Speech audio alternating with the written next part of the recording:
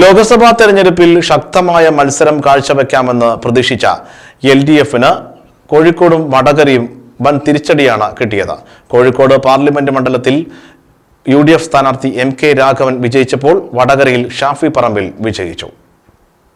ലോക്സഭാ തെരഞ്ഞെടുപ്പിൽ ശക്തമായ മത്സരം കാഴ്ചവെക്കാമെന്ന് പ്രതീക്ഷിച്ച LDFന് വടകര, കോഴിക്കോട് മണ്ഡലങ്ങളിൽ കാലിടറി.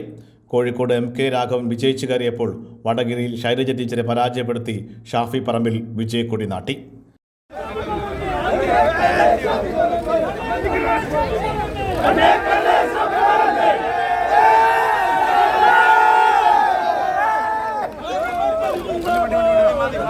CPMന്റെ ശക്തി കേന്ദ്രമായ നിയോജക മണ്ഡലങ്ങളിൽ വരെ UDFന് വലിയ മുന്നേറ്റമാണ് ഉണ്ടായത്. എളമരം കരീമിനെ നിയമസഭയിൽ വിജയിപ്പിച്ച ബേപ്പൂരിലും CPM സ്വാധീനിച്ച മേഖലയായ ബാലുശ്ശേരിയിലും എലത്തൂരിലും ഇടതുമുന്നണിക്ക് കാര്യമായ നേട്ടമുണ്ടാക്കാനായില്ല. ആദ്യ 3 റൗണ്ട് വോട്ടെണ്ണി കഴിഞ്ഞപ്പോൾ 2019 നേടിയതിനേക്കാൾ വലിയ ഭൂരിപക്ഷമാണ് MK രാഘവന് ലഭിച്ചത്. ഒരു നിയോജക മണ്ഡലത്തിൽ പോലും ആദ്യ 3 റൗണ്ടിൽ എളമരം കരീമിന് മുന്നിലെത്താനായില്ല. ന്യൂനപക്ഷ സ്വാധീന മേഖലകളടക്കം MK രാഘവൻ മേധാവിത്വം നേടാനായത് MK രാഘവന് 3 റൗണ്ട് കഴിഞ്ഞപ്പോൾ 1,22,623 വോട്ട് നേടാനായി.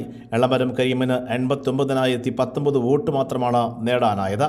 അതേസമയം കടത്തനാടൻ കളരിയിൽ മിന്നും വിജയത്തിലേക്ക് UDF സ്ഥാനാർത്ഥി ഷാഫി പറമ്പിലെത്തി. ഷാഫിയുടെ ഭൂരിപക്ഷം 1,00,000 കടന്നു. വടകരയിലെ തെരഞ്ഞെടുപ്പ് പോരാട്ടം തീക്കാറ്റായി ഉയർന്നപ്പോൾ ആരു ജയിക്കുമെന്ന് പ്രവചനാതീതമായിരുന്നു UDFന്റെ ആത്മവിശ്വാസം. പത്മജ വേണുഗോപാലിനെ BJP പ്രവേശനത്തോടെ ശൈലജയുമായുള്ള ഏറ്റുമുട്ടലിലും K മുരളീധരൻ പിന്മാറി. പകരം ഷാഫി പറമ്പിൽ എത്തിയതോടെയാണ് വടകരയിലെ ചിത്രം മാറി മറിഞ്ഞത്. അതിനപ്പുറം ഇത്തവണ പോരാട്ടവും കനത്തു.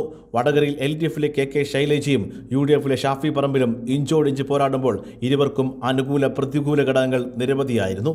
അക്രമ രാഷ്ട്രീയം, ബോംബ് സ്ഫോടനം, സൈബർ ആക്രമണം തുടങ്ങി ആരോപണ പ്രത്യാരോപണങ്ങളും പരാതികളും കേസും കടന്ന സ്ഥാനാർത്ഥികളുടെ വക്കീൽ നോട്ടീസ് വരെ എത്തി. ACV news, Kozhikode.